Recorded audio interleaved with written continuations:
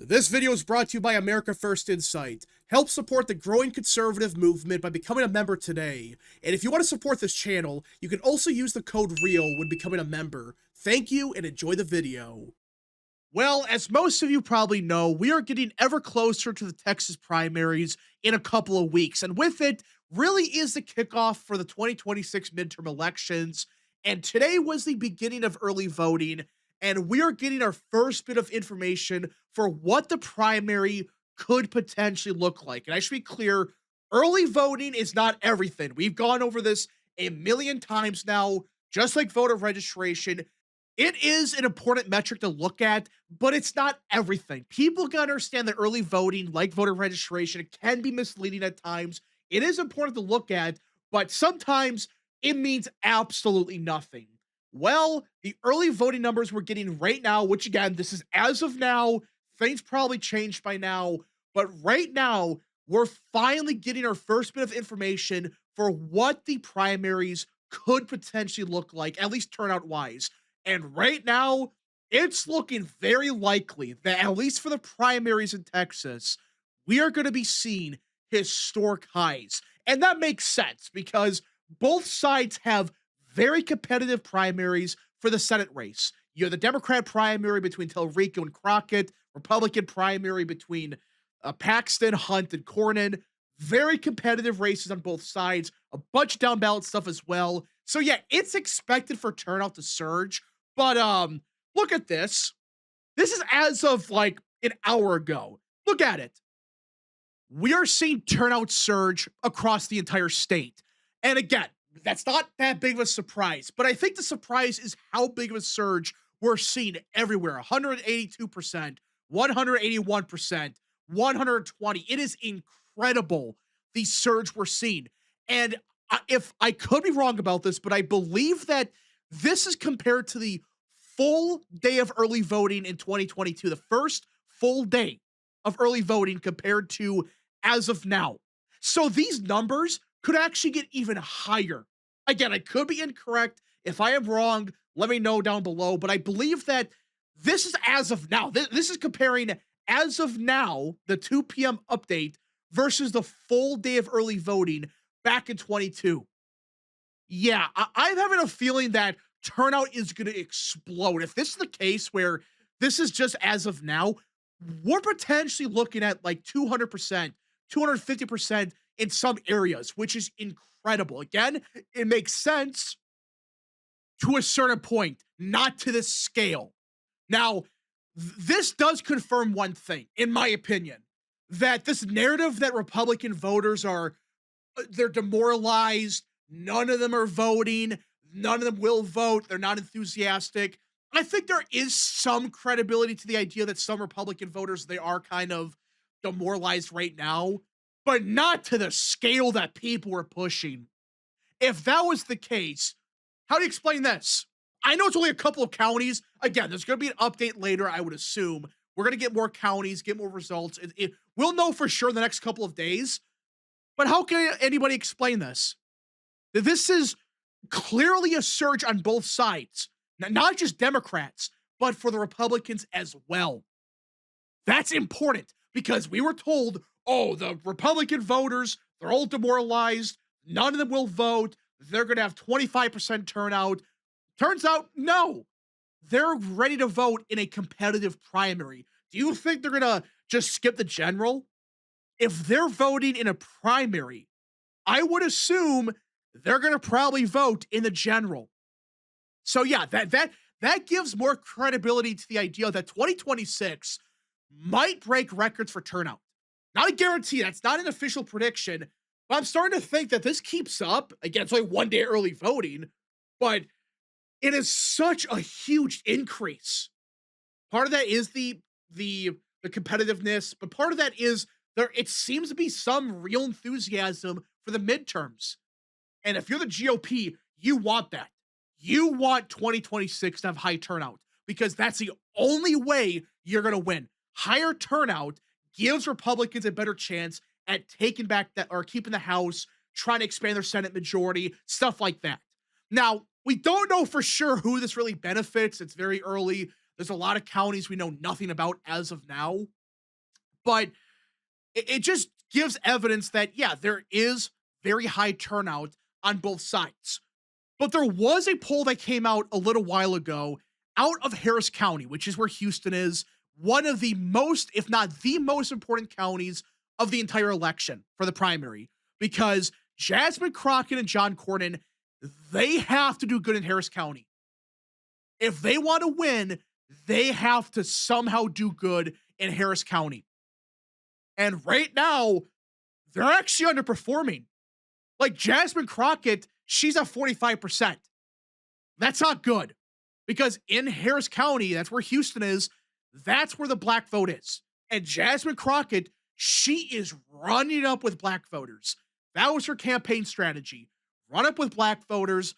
But right now, again, it's only one poll. But Harris County right now, they're saying it's only Crockett +2.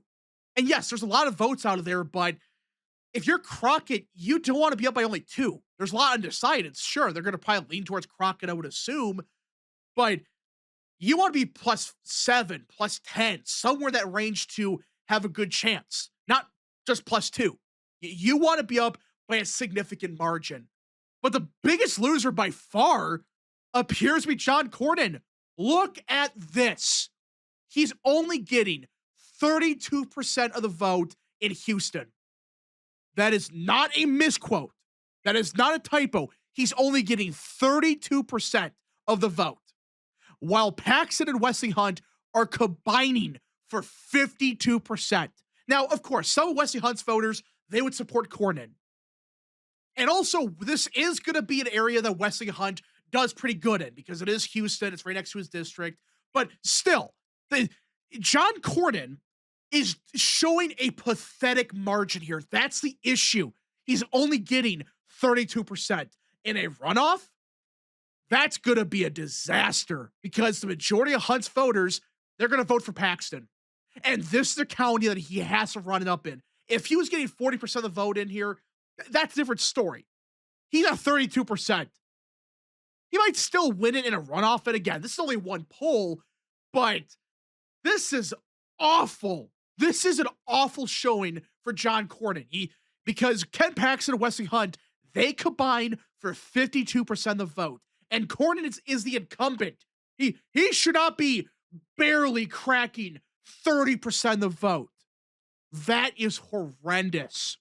So right now, Jasmine Crockett, she might have a major problem, but John Cornyn might have an even bigger issue. Yeah. So right now, it looks like Ken Paxton right now, he's probably going to win. Jasmine Crockett, to be determined. That the Democrat primary is such a shit show. It is only one county, and we don't know what the undecideds. This could be an awful poll. Obviously, we won't know until March 3rd, but if you're Cornyn, you're not in a good position. If this is anywhere close to reality, if you're barely cracking 30% in Harris County, you are screwed. You are completely screwed if that's the case. That is bad. And Jasmine Crockett, again, that's not good for her, but there's a lot of undecideds. It is only one poll. We don't know for sure, but really, that is pathetic for Crockett, for her to be only at 45% in Harris County. That's the issue. If she was at like 53%, different story. She's at 45%. Those undecideds, they're going to probably break for Crockett, I would assume, but it's not a guarantee they do. And if they break for Telrico, she's screwed. And Telrico, now he might have a chance. I know that sounds crazy, but now he went at Stephen Colbert like a couple nights ago, and there's a big stink going on with that where Stephen Colbert and Telrico, they lied about, the FCC took down this interview, even though they didn't. That was CBS telling Colbert, no, you gotta give candidates equal time. You cannot just have Democrats on all the time and then ignore Republicans because that's against the law. You have to give an opportunity to the opposition. But no, he doesn't do that. The FCC had nothing to do with it. But now, Democrats out of nowhere are trying to make Telrico this martyr type. It's crazy. It's weird. They've done this like 100 times now with other people. But it seems like they're doing the same thing with Telrico because they probably know Telrico is a far stronger candidate electorally than Jasmine Crockett. But still, is this going to change enough votes? I don't think so. I don't know. We're going to know in a couple of weeks. But this primary on the Democrat side, that alone is a mess. Republican side, same thing, but it is looking like Cornyn is screwed. Unless something crazy occurs, I don't see Cornyn winning. If you're only getting 32% in Harris County, you're done. With Ken Paxton being at 27% in Harris, that is awful for John Cornyn. If he's getting 27% in Harris, what do you think's happening in the rest of the state? What do you think's happening in the rural parts of Texas? Yeah, this could get ugly if this is true. Now, the only X factor remaining on the Republican side is the possibility of Trump endorsing one of the three candidates. But it's looking more and more likely Trump will stay out of it. It's not a guarantee, of course, but right here, it was reported that President Trump says he supports all three Republican Senate candidates in Texas. Yeah, he might, and I think this is what's going to happen, he might just endorse all three candidates. He's done this before where it's a very competitive race and he's like, we endorse everybody. We endorse like these 5 people all at once. He doesn't want to piss anybody off, so he endorses everybody. He might do the same thing here. And in that scenario, Cornyn's done. His last chance was getting Trump's endorsement, which again can still happen, of course, but if he gets a co-endorsement with Paxton, it's over because that's the only thing that could save Cornyn. If he gets the endorsement of Trump and Ken Paxton doesn't, if all of them get the endorsement, it's game over. It is game over for John Cornyn. That was his last chance. It can still happen, of course. We don't know, but it's looking more and more likely we will get Ken Paxton on the Republican side, which would be a huge win. But we still don't really know what's going on with Democrats. That is an entirely new shit show. Jasmine Crockett and Telrico, their campaigns are pathetic. Jasmine Crockett is unelectable statewide, but the base may still vote for her. It is nuts. So even if Ken Paxton is a nominee, which I still think even against Telrico, it would be close. He still wins though. But against Jasmine Crockett, Paxton would underperform Trump, but not by 20 points or whatever, not by 15. Underperform him by like 5 to 7, somewhere in that range. Sure. But at that point, who cares? You still get Ken Paxton in the U.S. Senate. So yeah, a lot can happen the next couple of weeks. We will get more updates from Texas. But right now, it's looking like March 3rd is going to be a historical primary. We're going to see what happens. It's in a couple of weeks. If you live in Texas, get out and vote. Vote early, vote absentee, vote however. Vote in person, vote on election day. Just get out and vote. Anyways, folks, thank you so much for watching. If you guys did enjoy, smash the like button down below, subscribe, share with your friends, and of course, join the channel today.